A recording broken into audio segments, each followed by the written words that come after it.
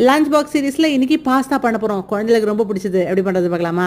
ஒரு கப்பு பாஸ்தாவை மூழ்கிற அளவுக்கு தண்ணி சேர்த்து உப்பு ஆலிவ் ஆயில் சேர்த்து ஒரு 10லேருந்து 12 நிமிஷம் வேக வச்சு வடிகட்டி எடுத்து மேலே சில் வாட்டர் போட்டு தனியாக வச்சுக்கலாம். அரை கட்டு பாலக்கை நல்லா க்ளீன் பண்ணிவிட்டு 3 நிமிஷம் கொதி நீரில் போட்டு பிளான்ச் பண்ணி அதையும் தனியாக எடுத்து வச்சுக்கலாம். அப்புறம் ஒரு கடாயை அடுப்பில் போட்டு 2 டீஸ்பூன் ஆலிவ் ஆயில் ஊற்றி ஒரு 10 பல் பூண்டு 10 முந்திரி பருப்பை சேர்த்து ஒரு பெரிய வெங்காயத்தையும் சேர்த்து நல்லா வதக்கணும். அதை கலர் மாறினதுக்கப்புறமா ஒரு காஞ்ச மிளகா 2 அளவு, இதுதான் மெயின் காரம். அடுத்து நம்ம கலருக்காக ஒரு அரை டீஸ்பூன் காஷ்மீரி சில்லி பவுடர் போட்டுக்கிறேன். இது ஆப்ஷனல் தான், உங்களுக்கு வேண்டாம்னா அதை தவிர்த்துக்கலாம். அதையும் போட்டு நல்லா வதக்கிக்கலாம்.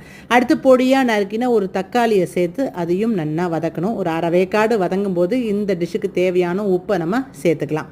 அதை போட்டு நம்ம தக்காளி வதங்குற வரைக்கும் வதக்குன்னு வதக்கிக்கலாம். அப்புறம் பிளான்ச் பண்ணி வச்சுருந்தோம் மொத்தம் பாலக், அதை பொடியாக நறுக்கி தனியாக எடுத்து வச்சுக்கலாம். அதுக்குள்ளே நம்ம வதக்கின ஐட்டம்லாம் ரூம் டெம்பரேச்சர் வந்துடும். ஸோ அதையும் மிக்ஸி ஜாரில் போட்டு நல்லா முழுன்னு இந்த மாதிரி அரைச்சி எடுத்து வச்சுக்கலாம். இப்போ தான் மெயின் ப்ராசஸ் பண்ண போகிறோம்.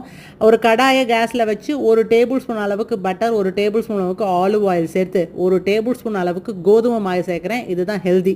மைதா சேர்க்க விருப்பவங்க சேர்த்துக்கலாம். நல்லா கிளறி விட்டு வாசனை போக வதக்கணும். 1 டம்ளர் அளவுக்கு பால் சேர்த்து கட்டி தட்டாமல் கூழ் மாதிரி வர வரைக்கும் கலந்து விடணும்.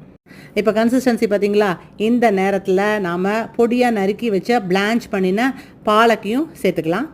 எல்லாத்தையுமே கேஸை சிம்மில் வச்சு தான் பண்ணணும். அடுத்து இதை நல்லா கிளறி விட்டதுக்கப்புறம் மிக்சியில் அரைச்சி வச்சுருந்த ஆனியன், தக்காளி விழுதியும் சேர்த்து நல்லா கிளறி விடலாம். என்ன அப்பிடைசிங் கலரில் இருக்குல்ல, குழந்தைகள் எப்படி விரும்பாங்கன்னு பார்த்துக்கோங்க. ஏற்கனவே நம்ம இதில் உப்பு சேர்த்தாத்து ஞாபகம் வச்சுக்கோங்க. அடுத்து ஒரு கொதி வந்த உடனே ஒரு ஷீட் சீஸ் சேர்க்குறேன். இது நம்ம துருவின சீஸ் கூட நீங்கள் சேர்த்துக்கலாம். அளவு வந்து ஒரு 2 டேபிள் ஸ்பூன் வச்சுக்கோங்களேன்.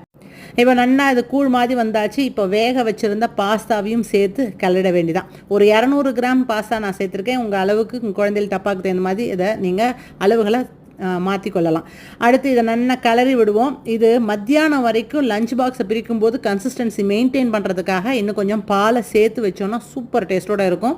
அடுத்து பேசில் ஒரு அரை டீஸ்பூனும் ஆரிகானோ ஒரு அரை டீஸ்பூனும் சேர்க்குறேன். இது ரெண்டுமே வாசனைக்கு பிடிக்கிறவங்க சேர்த்துக்கலாம். அதை நல்லா கிளறி விடுவோம். அவ்வளோதாங்க, நம்மளுடைய சூப்பரான பாஸ்தா ரெடி ஆகிடுது. ஃபஸ்ட் கிளாஸான டேஸ்ட்டில் இருக்கும். நல்லதையும் சேர்க்குறோம், அது ஞாபகம் வச்சுக்கோங்க.